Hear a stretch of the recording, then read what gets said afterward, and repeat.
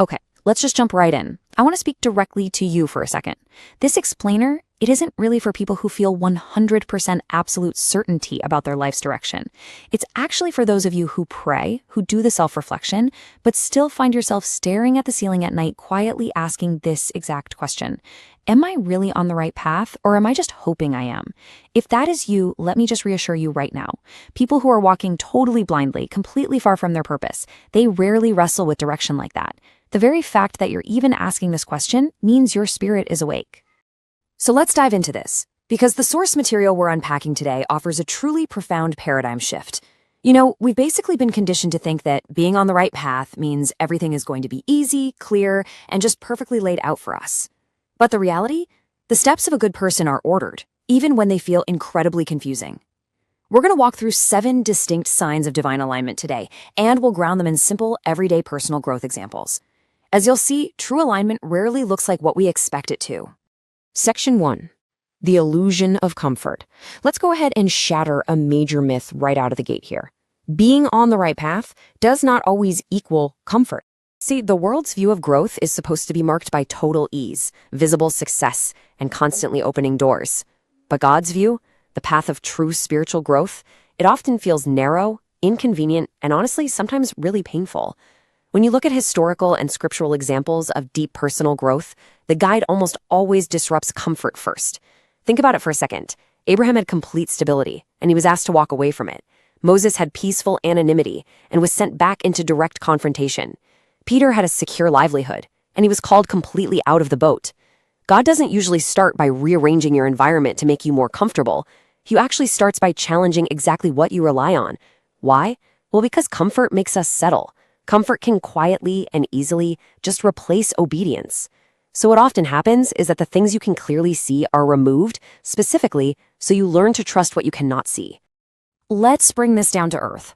Have you been feeling this restlessness lately that you literally just can't explain?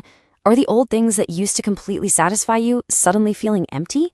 Does staying exactly where you are actually feel heavier than stepping forward into the unknown? These are classic personal growth indicators. If your faith is requiring more courage than convenience lately, and you find yourself choosing integrity over ease even when it's super hard, let me assure you, you are not lost. This is the first big sign you're exactly where you need to be. Let's see how this builds. Moving on to Section 2, Redirection through closed doors. This brings us to what is often one of the most painful experiences in any journey of growth. We're talking about those brutal moments when you receive a hard no to a sincerely prayed for opportunity or a relationship that you had carefully planned out. And this brilliantly illustrates the difference between how we perceive that no versus what is actually happening. We feel rejection, right? We feel totally denied and left stuck. But the source material reframes this entirely as protection. You're being guarded from what only looks good to lead you somewhere far better. Closed doors are not detours from your path. They literally are the path itself. Just like Joseph, David, and Paul, who were all delayed, blocked, and redirected, those closed doors were absolutely necessary for their ultimate world-changing purposes. Listen to this quote. God protects you more often by denial than by approval. Wow. Just let that stunning realization sink in for a second. Sometimes a door closes simply because the timing is off. But other times, it closes because getting exactly what you wanted right then would have eventually cost you your peace, your true calling, or your future. You prayed for access, but the guide saw the aftermath. Section 3, Refining your inner compass. Now we're looking at a subtle but totally undeniable internal shift. There comes a moment when outward markers like worldly success, earthly applause, and status, they just completely lose their grip on your heart. Your internal world starts changing way before your external circumstances do. When this genuine walk begins, your conscience gets so much louder. But we really have to distinguish between 2 voices here. Condemnation pushes you away and shames you, basically telling you that you're a failure. Conviction, on the other hand, is what you start to feel when you're actually growing. It draws you closer and firmly but lovingly says, hey, this is not who you are becoming. If you're feeling conviction way more than you crave applause, that's actually a sign of closeness to your true path, not distance from it. You might start noticing these very specific, relatable inner shifts happening. Casual words you used to say without a second thought now weigh heavily on your spirit. The world's applause feels surprisingly empty to you, and chasing status just feels deeply exhausting. You find yourself caring far more about obedience and alignment than you do about the actual outcomes. Now, a quick heads up. This inner refinement can feel incredibly isolating because you're quietly outgrowing old conversations and goals. You're just no longer impressed by what once dazzled you. Which leads perfectly right into section 4, the season of subtraction. This is a quiet phase that very few people talk about openly. Transition always feels like grief before it feels like freedom. Man, that just validates the very real pain of this season, doesn't it? We are so wired to expect that growth always means more opportunities, more friends, just constant addition. But sometimes the ultimate blessing comes through simplifying rather than adding, which can be terribly confusing if you aren't prepared for it. As the source text points out through a really profound metaphor, even fruitful branches are pruned so they can bear more fruit. Pruning isn't just for the dead branches. So if things are being cut away from your life right now, it's not because you're failing. It is because you are growing. Now, what's really interesting about this slide is exactly what is being subtracted. Outgrown friendships, fading desires, old habits that are finally losing their grip on you, and the constant noise of invitations. These aren't necessarily bad things, right? But they belong to your past season. They're being carefully removed to make room for what you're called to next, simply because you cannot walk into your future carrying the restrictive attachments of your past. Be still. When you are being aligned with your ultimate path, you are very often pulled into quietness, stillness, and sometimes even a period of isolation. Why? Well, because you simply cannot hear a whisper in a crowded, noisy room. The constant movement and activity decrease because the next direction for your life requires crystal clear clarity.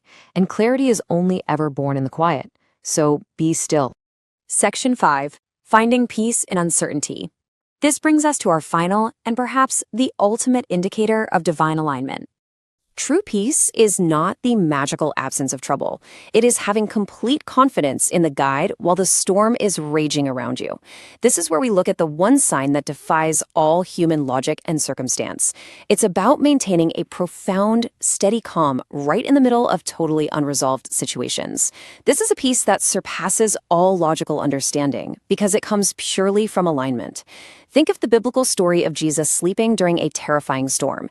He wasn't asleep because the storm wasn't real or dangerous. He slept because he knew exactly who was in the boat. Look at the difference here. What pressure does is it rushes you, it creates panic, and it demands that you take total control. But what peace does is entirely different. It steadies you and invites surrender. True guidance usually comes through peace. If your situation is screaming at human logic that you should be panicking right now, yet you are still standing, you're still trusting and breathing deeply, that very peace is the signature confirming you are absolutely on the right path. So the crucial point is how all of these pieces fit together to shape you. Discomfort grows you, closed doors protects you, conviction guides you, subtraction prepares you, and finally, peace confirms it.